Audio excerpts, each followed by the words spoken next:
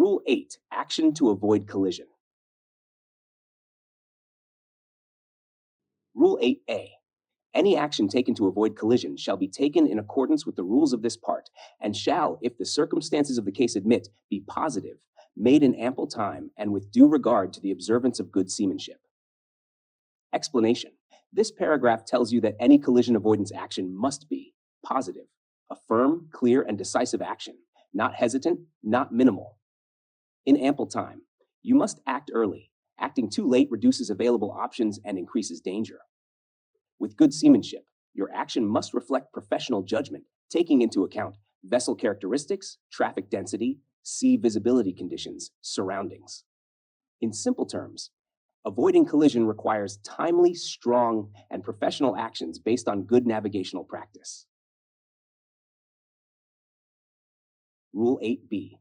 Any alteration of course and/or speed to avoid collision shall, if the circumstances of the case admit, be large enough to be readily apparent to another vessel observing visually or by radar. A succession of small alterations of course and/or speed should be avoided. Explanation. Core idea. Your maneuver must be obvious. Any change of course or speed should be large enough so the other vessel can see it visually or detect it on radar. Small incremental changes must be avoided because they can confuse the other vessel. They may not appear on radar. They may be interpreted as indecision. In practice, instead of making 3 small 5-degree changes, make 1 clear 25 degrees alteration. Rule 8C. If there is sufficient sea room, alteration of course alone may be the most effective action to avoid a close quarters situation, provided that it is made in good time, is substantial, and does not result in another close quarters situation. Explanation. Key point. If there is enough space, a course alteration alone is usually the best action, but only if there is enough sea room. The alteration is made early. The alteration is substantial. It does not create a new danger with another vessel or obstacle. Why course alteration is often better? It maintains engine power, better control. It is easier for other vessels to detect. It usually avoids close quarters situations more effectively. Rule 8D. Action taken to avoid collision with another vessel shall be such as to result in passing at a safe distance. The effectiveness of the action shall be carefully checked until the other vessel is finally passed and clear. Explanation. Meaning, your action must ensure a safe passing distance. Not just avoiding collision by a small margin, you must pass clearly and safely.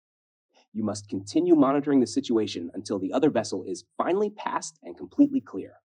This includes radar plotting, visual observation, ARPA vectors, CPA-TCPA checks. Key idea. Keep checking your maneuver until the situation is unquestionably safe. Rule 8E. If necessary to avoid collision or allow more time to assess the situation, a vessel shall slacken her speed or take all way off by stopping or reversing her means of propulsion. Explanation. When necessary, you must reduce speed, slow down significantly, stop the vessel, or reverse propulsion.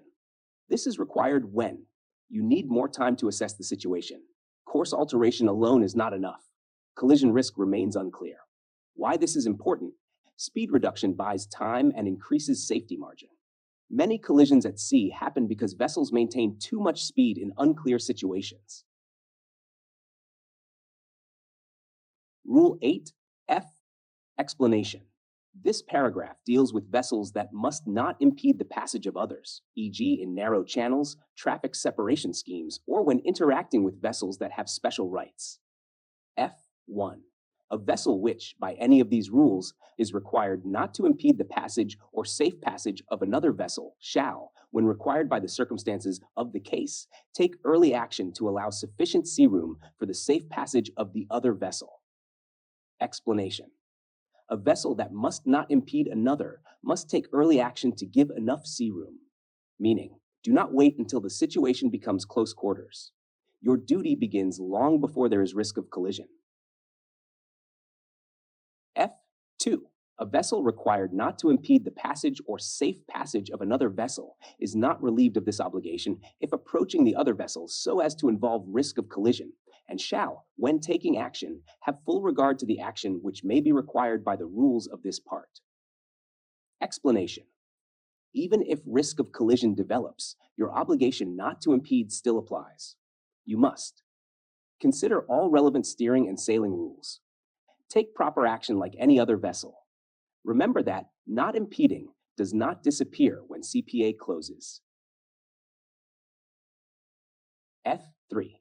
A vessel the passage of which is not to be impeded remains fully obliged to comply with the rules of this part when the two vessels are approaching one another so as to involve risk of collision.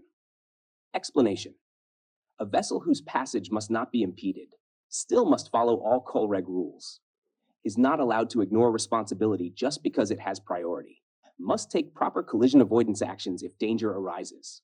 Key concept, having right of way does not remove responsibility. Both vessels must avoid collision.